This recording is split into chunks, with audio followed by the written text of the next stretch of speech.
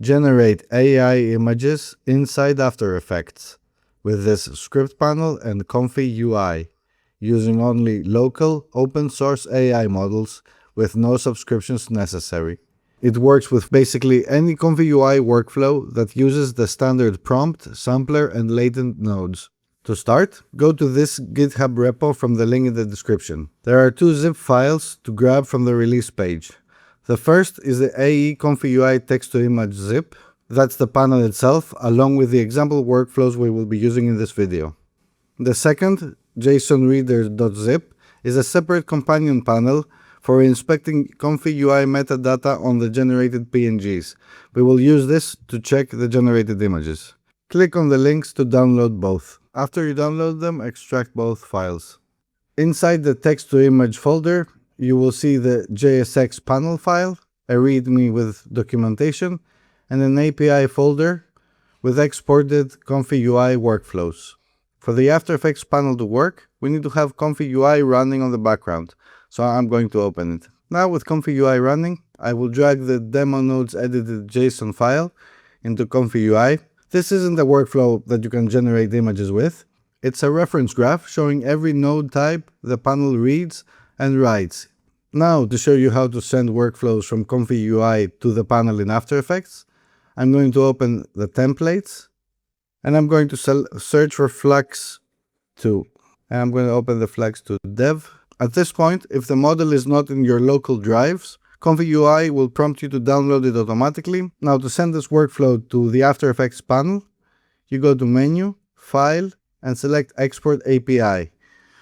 Make sure you pick the API export, not the regular one. After you click on it, it's going to ask you for the name. And when you confirm, you're going to select where you want to save it. This is how all the files in the API folder were exported. Now, over to After Effects. To install the script panel, go to File, Scripts, Install Script UI panel, and select the ComfyUI text-to-image.jsx file you downloaded. It says it's copied successfully and prompts you to restart After Effects. There is one more important thing that you have to set up. Go to Edit, Preferences, Scripting and Expressions, and make sure the Allow Scripts to Write Files and Access Network is enabled. If you change this, it's going to prompt you to restart again. And now the script panel will be available in Window, and it's at the bottom, ComfyUI text-to-image.jsx. So when I open this, it appears here docked. The last thing before we start with the use cases is that we have to set up the ComfyUI connection properly. So you see here there is the host and port numbers, and we need to make sure that these match with ComfyUI. So back to ComfyUI, go to Settings, Server Config, and check that these numbers match exactly with what is written in After Effects in the panel. If they don't match, you have to change accordingly. Now for our first use case, we're going to use the Flux2 without any LoRA workflow. So before you start with any workflow, it's a good idea to drag and drop it in ComfyUI, just to make sure that in your system there are no models missing. If there is a model missing, you will get a prompt from ComfyUI, and it's going to ask you to download the file, which is done pretty much automatically. You hit the download button, and it's going to appear downloading here in the models library. So in After Effects, under the ComfyUI connection, there's a workflow section. So I'm going to press Choose and select from the API folder. So I'm going to select the Flux2 no LoRa.json. Once it's loaded, it will appear in the cached dropdown. These are all the workflows you have imported. Once you have imported, you don't need to re-import it again. And there's a clear cache option if you want to start from the beginning. Below that is the prompt section.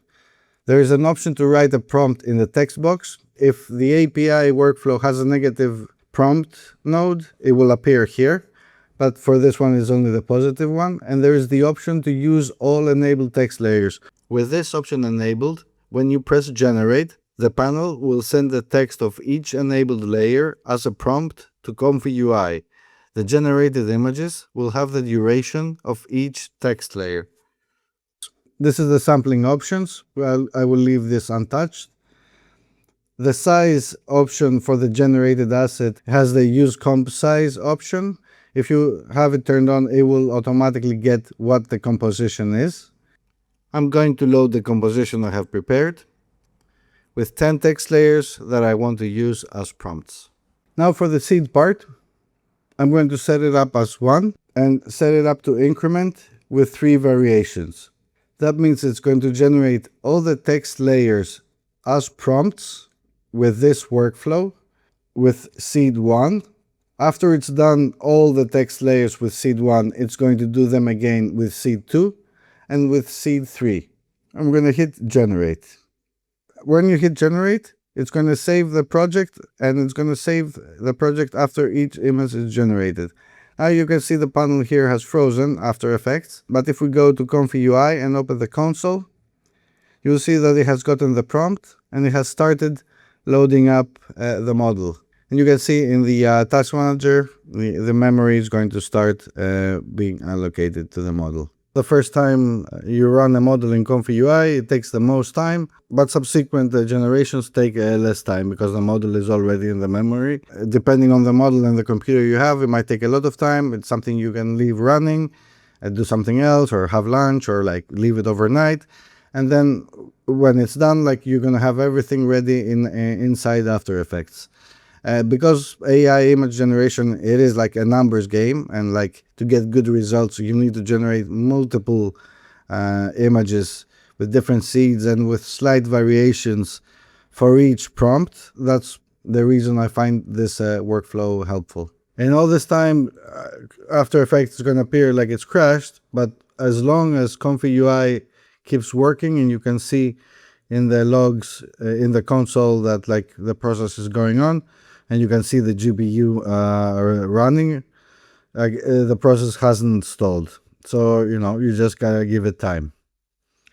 Now to show you the result, here are the different images, and you can see these are with the first seed, then the next batch is generated with the incremented seed, and the last one. This is how many variations you're going to put.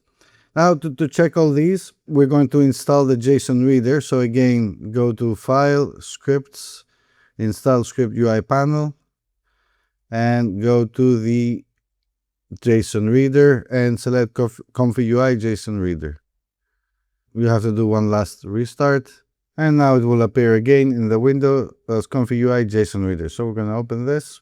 All the images generated by ComfyUI have metadata in them with all the prompt informations. You can even drag and drop the images inside ComfyUI and it will load up the prompt that generated them.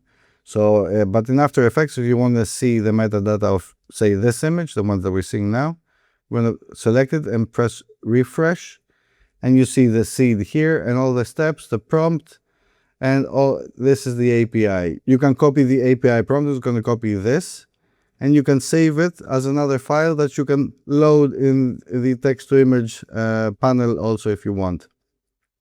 So we see this is the image with the seed 3. If we check this one, hit refresh again, this is the one with the seed 2, and this is the one with the seed 1. And so you can select the one that has the best version, the different variations. And you can pick and choose. The more variations, the better the results. And you can composite between them easily in After Effects. Now, these will appear inside the root of the project. So I have generated these beforehand and organized them all here.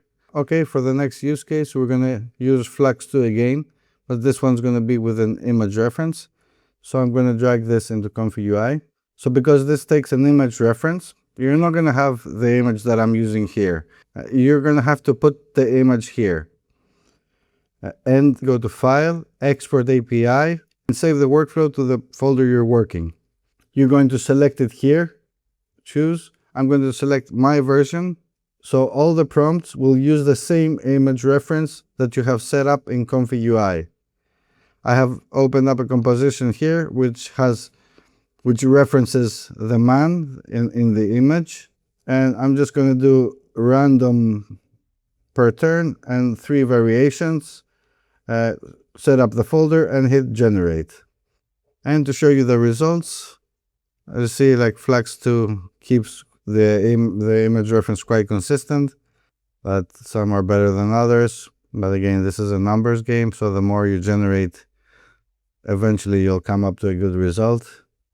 This is a good use case if you're working with a particular image reference. You can try as many variations of prompts using the same reference image and try different seeds, try different wording for the prompt, and it will and see what works best.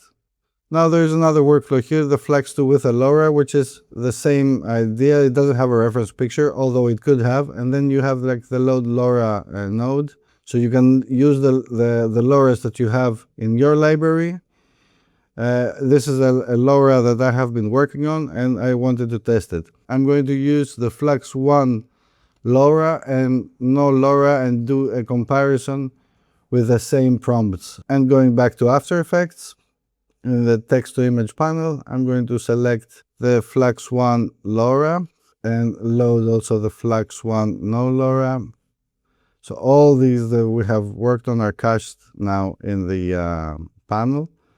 So as I was trying to compare the results with images generated with a LoRA and without the LoRA using the same model, I have like a series of 66 prompts here, generating them all with a LoRA.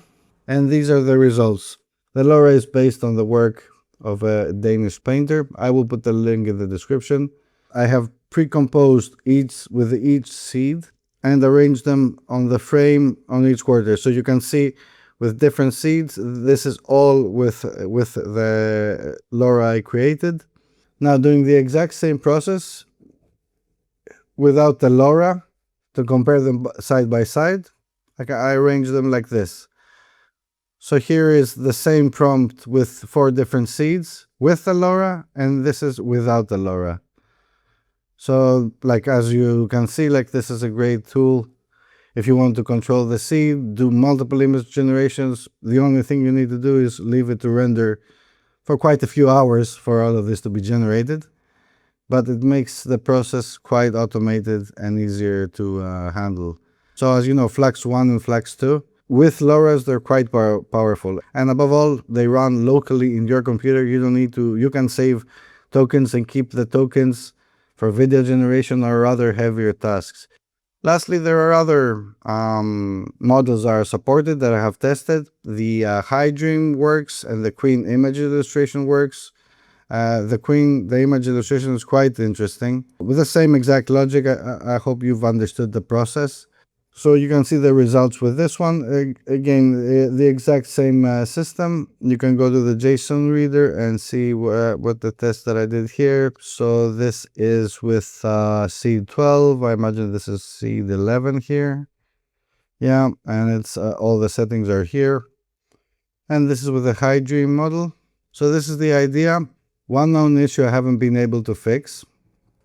If you open After Effects and you don't have a project open and the panel is open, it's going to give this error. You just press OK. You can close the panel.